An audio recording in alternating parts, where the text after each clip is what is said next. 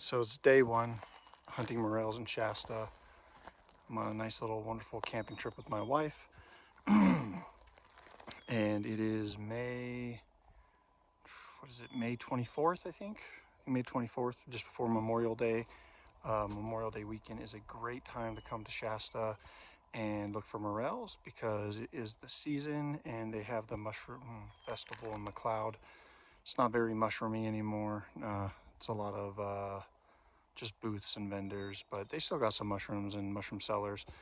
But if you get out, you can not pay $54 a pound for a pound of morels, and you can hopefully find some morels yourself. This time of year, I'm hunting about, I think, 4,000, maybe 5,000 foot elevation, so not too far up. And let me tell you how I find them. So what I try to do is I try to look, this is kind of an old logging road. It's really hard to tell, but it's kind of like this. And what you're going to want to do is you're going to want to walk these roads so you can kind of see this one better. There's a little lump right here from where you stop the trucks or something like that from coming downhill. But this is a little logging road. It comes, you can see it goes off this way, and it goes off this way. And what you want to do is just want to walk, and hopefully you pick one up with your eyes. And I just recently found one right over here, so I'll show you where I found it. But I'm walking here, but I'm also scanning over here. I'm scanning over here, and I just happened to pick one up right there. So if you come look, you'll find one.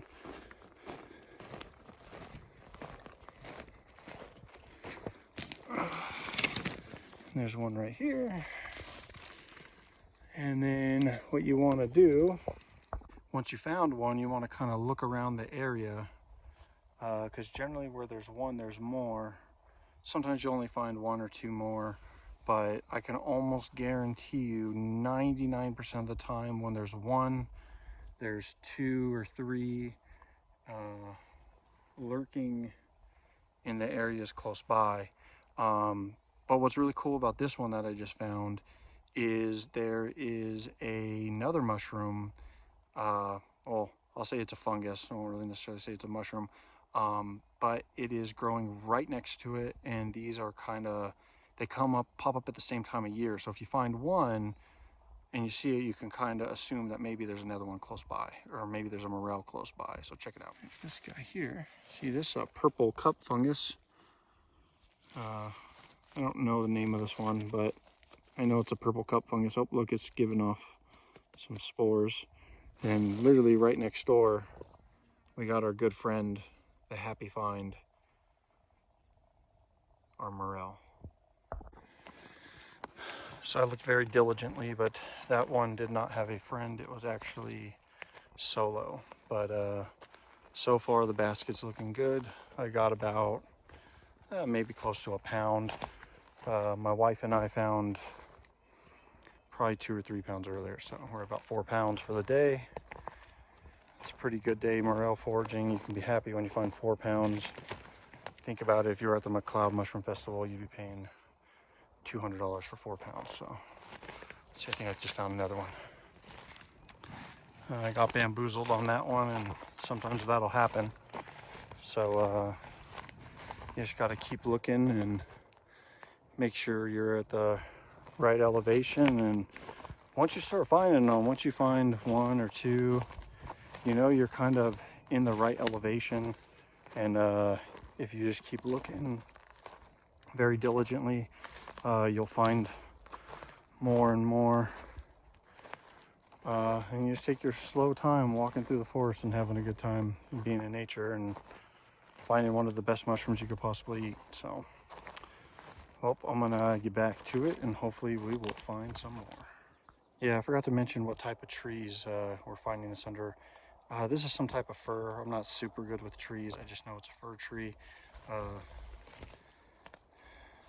You can see it looks a lot like a Christmas tree. It's got these thin little small little pine needles. And then the other trees that actually I tend to find morels more around, at least when I'm up here, is cedar. And so if you don't know what cedar looks like, they have these let's see, they're kind of like, they split in threes, so they kind of, or well, I won't say they split in threes, but they kind of fan out, and they're not pokey pine needles like a fir tree. A fir tree is more pine needles. Those have more of a flat leaf-like pine shape. I don't know what that is called, but it's a cedar tree, and the cedars sure produce the morels. Same thing with the fir trees. I don't find them so much under the pines. I find more like porcinis and king boletes under the pines. Spring kings, Boletus recveris, I'll find those under the pine trees. But I don't know, hopefully we can turn up some more morels. And now it's kind of dried up. I haven't been finding them as much, but I know there's more around, so got to keep my eyes peeled. Yep. Day 2 morel foraging in Shasta. We're off to a decent start. We got about maybe about half a pound, and we're finding more. Me and the big dog. We just yep,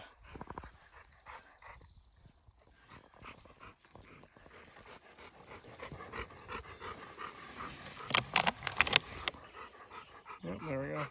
Oh man, it was right here. It was a beauty. That's a beauty. That's a nice one. We're still finding them very sporadically. Not too many, but I did find another little one popping out, and you just got to keep at it. We moved up. We're kind of like, we crested the top of like a little small butte, and we're just on the side of it, following a fire road back down to the main road. And yeah, there's one here, but it's the only one I found on this whole hillside. So I've been walking for 35-40 minutes before I've even found one, which pretty bad, but hopefully there'll be some more.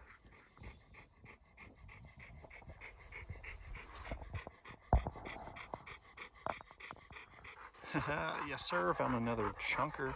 Oh look, maybe that's someone's mark right there. Just kidding. But found a chunky one. Bam, look at that guy. He's pretty good size.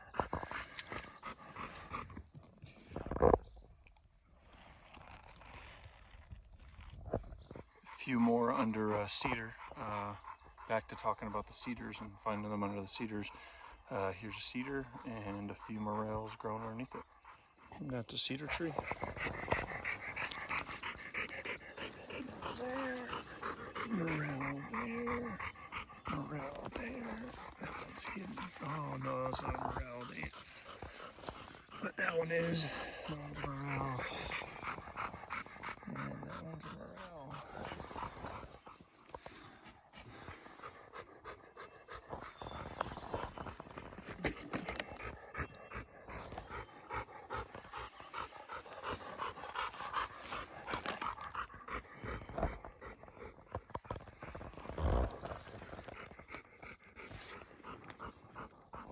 Day 3 is off to a pretty good start. I've already found about a pound, and they're still coming on a very, very steep hillside around 4,800 feet. Check it out.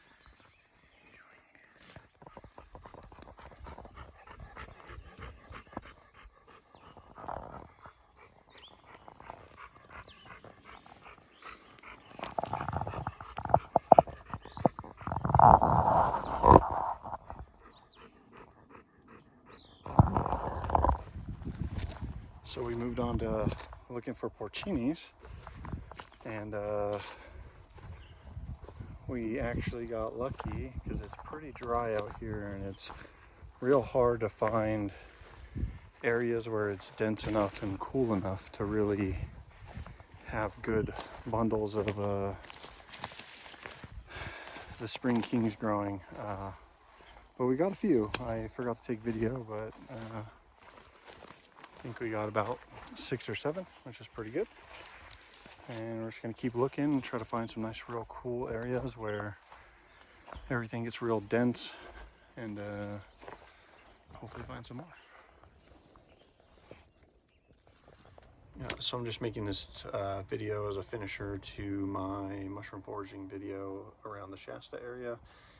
The foraging was actually pretty exceptional. We did pretty good. We did end a little early and then spent some time down in Dunsmuir doing some fishing. Up next, I'll probably try to make some hunting and spearfishing videos coming soon. And yeah, I hope you guys enjoy the video. Thanks.